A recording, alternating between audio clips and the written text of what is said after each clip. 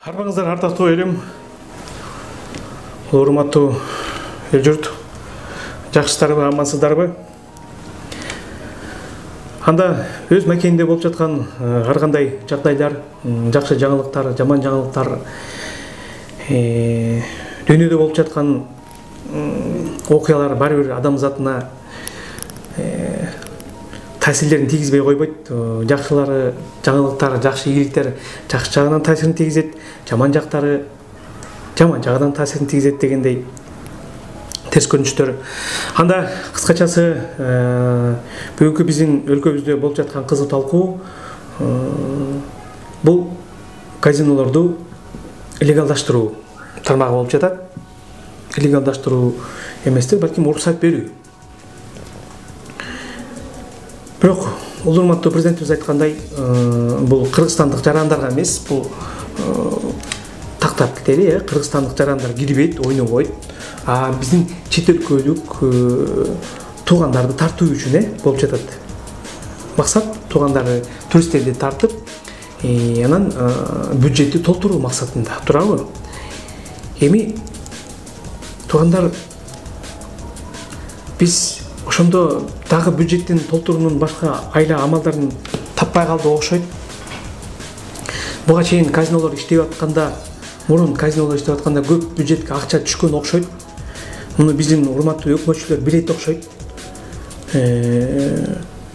Ошондуктан азыркы ушундай кыйын жагдайда ушул чечимдерге аргасыз болуп жатабы деп дагы ойлоп кетет экенсиң.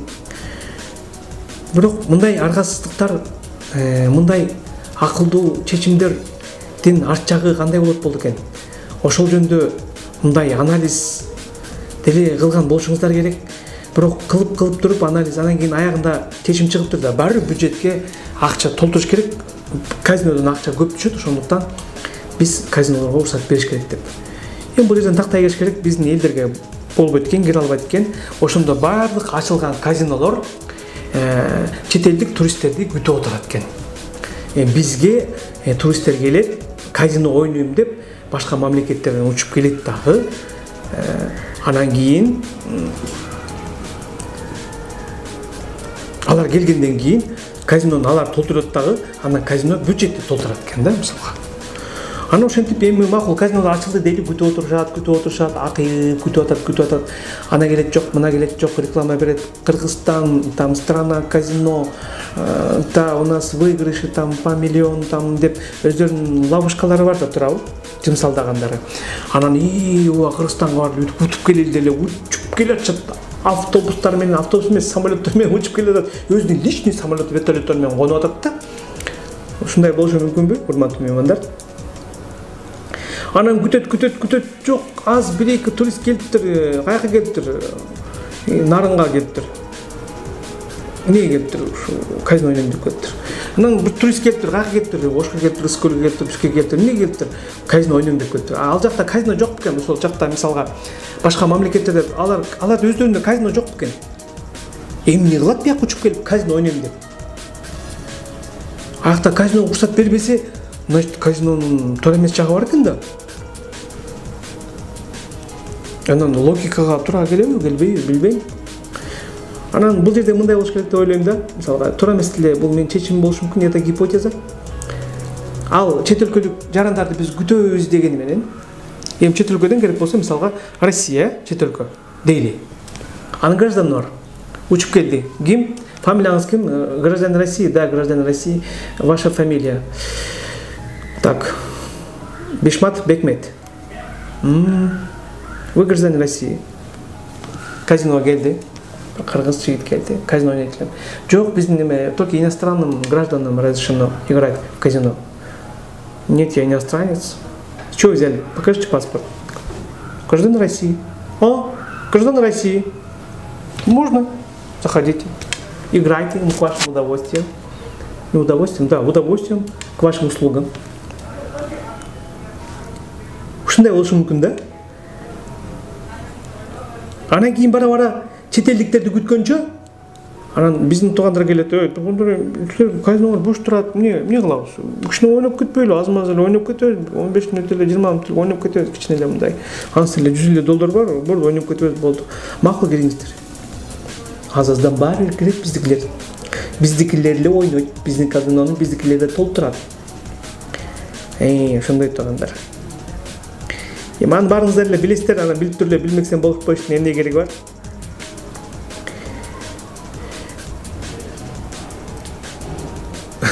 Күлкүнүчтүү болуп жатпайбы?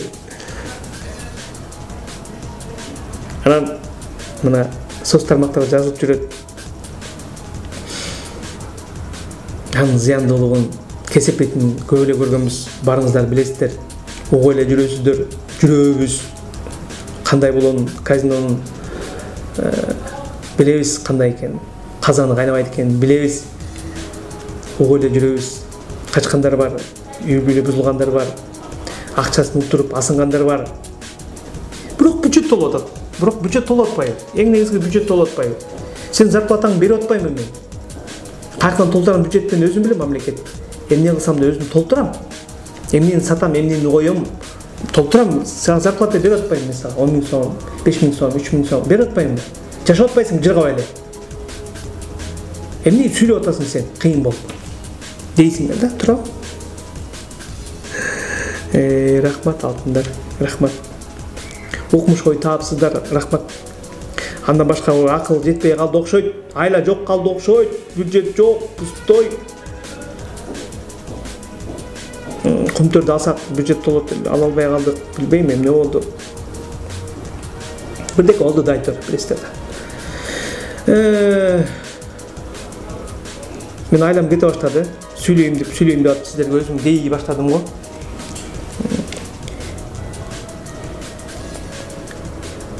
Мына Таиландда казинонун качча ошол жакта. Таиландбы да, Тайванбы кетчет. Это мир развлечений, кетет. Мына эми барганда тайраңдагандан көрбө. Казино менен кошо эмне бар? Казино бар жерде башкасы да бар. Эми ичимдикти айтпай эле коеюн. Ичимдик бизде легалдуу болуп жатпайбы? Это легальный наркотик. Анан ичимдик бар жерде, пластик бар жерде, алдамчылык бар жерде, казино бар жерде таптаза оюн бул. Чынчыл оюн эмес да бул. Адамдын акыл эсин өстүрүүчү оюн бул, андай эмес да бул. Андай бар жерде эмне болот? Дагы башка нерселер башталат. Мына казино байкап калсаңар кирип, сиздер сурасаңыздар мүмкүн каяктан билесиз деп. Мен эми өзүм кесибим музыкант тармагында да иштейм. Анан бизде кээде той топур эмес, эми бир майрамдарда чакырып калышат. Иштеп каласың бир нече күн. Көрөсүң, ким эле жалтырайт, жаркылдайт бардыгы. Мөлтүргөн кыздар биздин кыргыздын кыздары, орустун кыздары, айтыр кыздар, мөлтүргөн кыздарыбыз. Ким эле мөлтүргөн бизнесмендерди тосуп алат, күлүп жайнап. Жылмайганын сонун, басканын сонун, күлгөнүн сонун, көтөргөн патынстарында сонун, мөлтүргөн бөтөлкөлөр. Ким эле галстук менен менич, мени кара, ойноп эле кетсең болду деп. Ойноп эле кой, болду, бүт бар сеники. Бекер тамактын түрлөрү тим эле жылтырайт, мөлтүрөйт. Мына ушинтип кызыктырып, ага киргендер өзүн тим эле хан сезет. Анан барат экен да. Эң биринчи эми ою акча утуш керек болуш керек, бирок ошону менен бирге бир өзүнүн ички көңүлүн бир жайгарып келейин деген ой окшойт да. Анан урматтуу меймандар, азыр мен эсиме келип атат бюджеттти толтуруу боюнча бир дагы сиздерге жомок эмес реалдуу жомок айта кетейин. Сөттөр убагында дагы бир убактарда кайсы жыл экенин билбеймин так. Бюджетти толтуруу бөксөрүп баштаган окшойт, сөттердин бюджети. Анан кийин арак менен толтурууну чечиштир. Ичимдиктер менен, шарап менен. Анан кийин баягы рекламалык иш башталат. Анан өздөрү өкмөтчүлөр, айыл өкмөттөр, айтор чоң сөрөйлөр, маданият, искусство, илим тармагындагы өзгөчө адамдар, анан кийин мы за культурное распитие напитков, да? Көбүчкөн зыян, бирок аз ичип койсоң, жакшы сүйлөшүп, жакшылыкта азыр деле айтылып жүрөт. Эчтеке болбойт, көп деле зыян болбойт. Негизи эле зыян болбойт, вообще пайда болот. Кызыл вино ичсең, анан азыркы жагдайда деле чыкпадыбы? Ушундай пандемия абалында кичине 50 граммдан ичсең күндө деп. Мына ушинтип эле баштала берет да реклама. Ошентип чоң сөрөлөр ичип жүрсө, орто сөрөй элдер мына силер биз сыйлаган адамдар экранда жаркылдап жайнап сонун ичип жүрсө, биз эмне өлгөнбүзбү дейт дагы. Анан кийин жумуштан кийин, катуу жумуштан кийин чарчадык деп кичине эмне кылалы? Кичине салалы. Азыр деле бар жүргүлө деп 50 граммдан 50 граммын нажака көбөйө берет. Ошентип бюджетти толтура башташкан, Совет Өкмөтүндө ошо арык сатыла баштагандан кийин бюджет толгон. Тола баштаган жок, толбойт. Бюджет толбойт, такыр толбойт.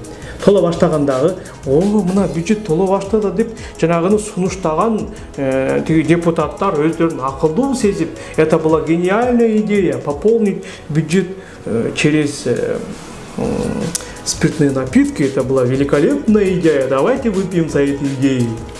Деп кичкене көптөр билбей өздөрү алкаш болуп кеткен, деградация болгон. Анан кийин бюджет толду деп берели, эң негизги максат аткарылды. Анан кийин эле байкаса, урматтуу меймандар, бюджет азая баштаган. Кантип азая баштаган? Арактын кесепетинен. Анткени ошол арактан чыккан,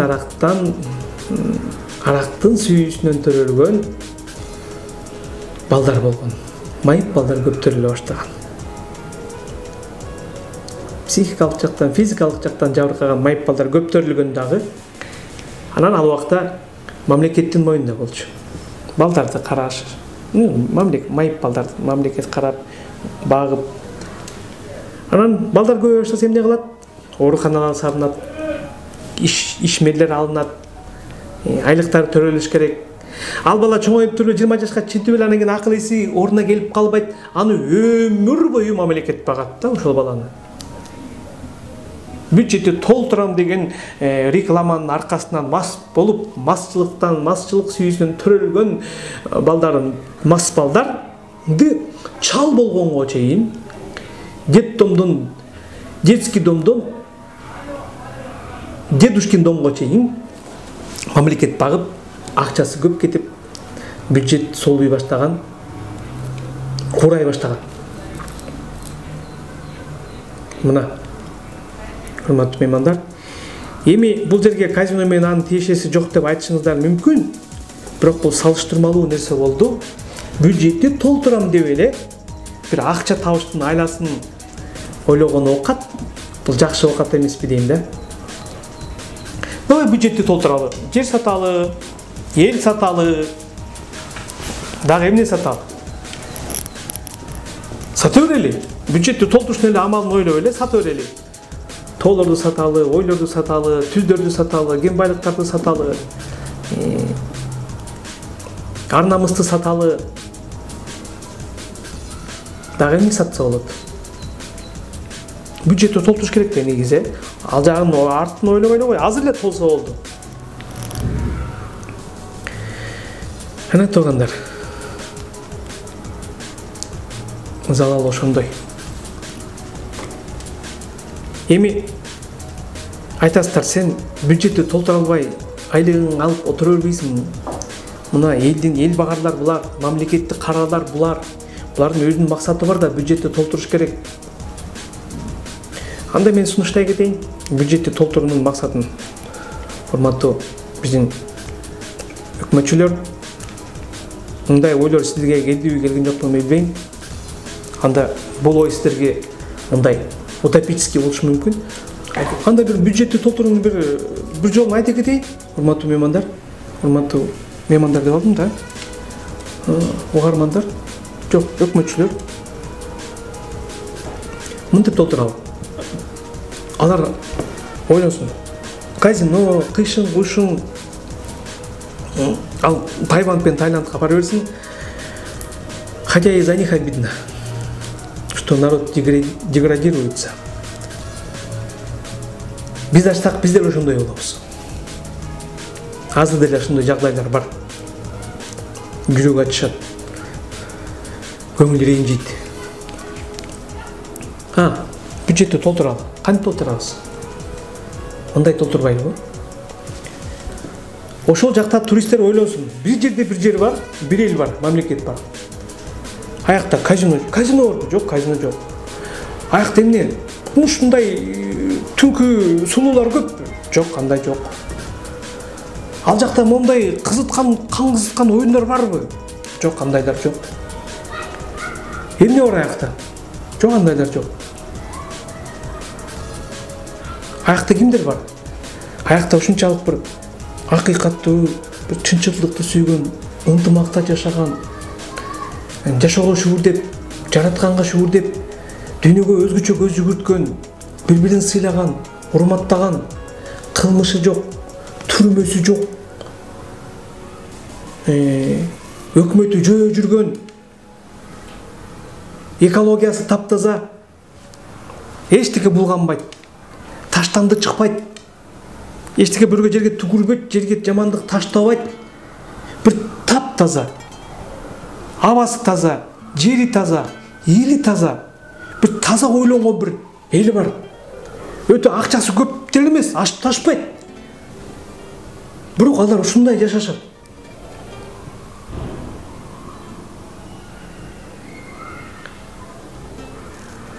Деп бир турист укса, мына туристтерден бияк бошобойт.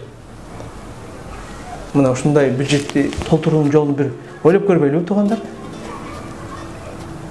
Бул айтасыз, койчу бул ушу бир философпу, же психологпу, же бир музыкантпу, же искусствону өкүлү. Ооба, мен философмун, психологмун, музыкантмын. Мен ушундай ойлоном. Мен ушуга ишенем. Айтышыңыздар мүмкүн, ты кончай детские мысли деп. Нет, господа, это не детские мысли. Это очень высокие мысли, это мудрые мысли. Мына урматтуу өкмөтчүлөр, мына ошол жакты ойлонуш керек.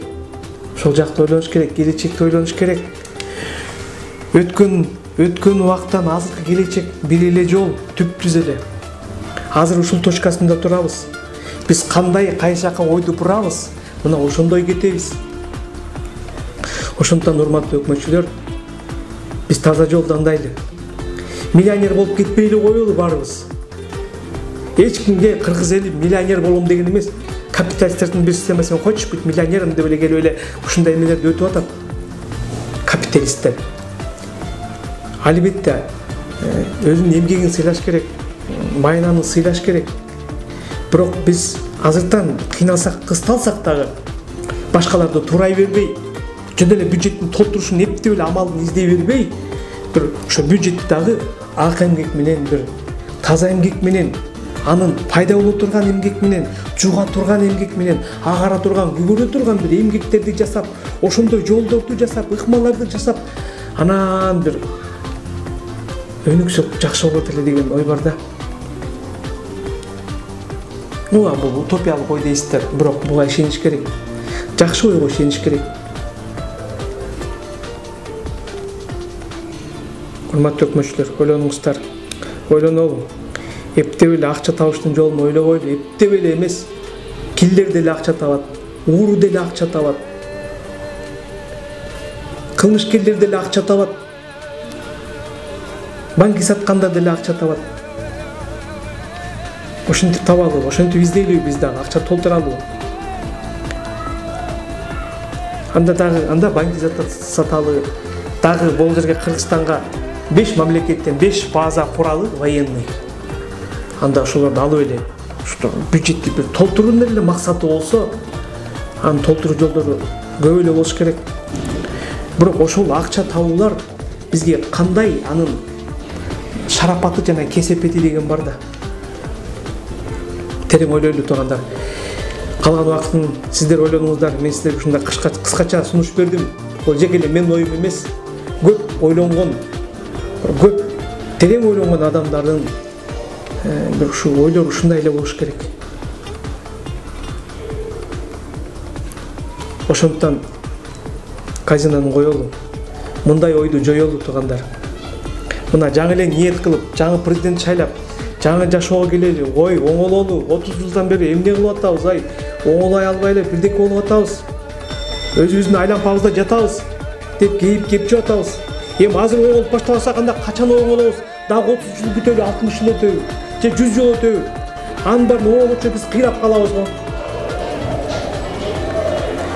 Ошо элим чын оокат менен, акыйкаттык менен, ак эмгек менен аңыралы бөгөрөлү.